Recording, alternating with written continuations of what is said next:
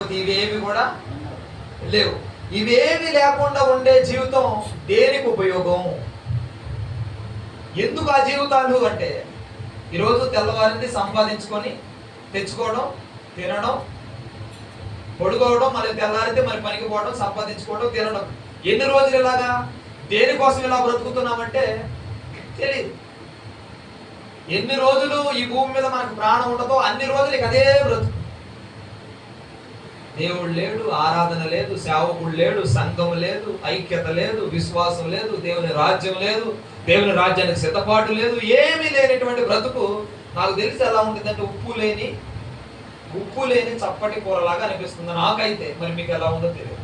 మీ జీవితంలో ఒకసారి యేసు ప్రభు అనేటువంటి వ్యక్తిని పక్కన పెట్టి, యేసు ప్రభు అనే గుణగణాలను పక్కన పెట్టి ఒకసారి జీవితాన్ని ఊహించండి. ఆ జీవితానికి ఒకసారి అర్థం లేదేమో అనిపిస్తుంది. హల్లెలూయా. కొంతమందికి హ్యాపీగా ఉండింది, యేసు ప్రభు లేకపోతే అసలు ఏ క్రమం లేదు, ఇచ్చవిడిగా బతకొచ్చాను. ఉపయోగం ఏముంది ఆ బ్రతుకి? కనుక మన జీవితాల్లో యేసు ప్రభు ఉండాలి.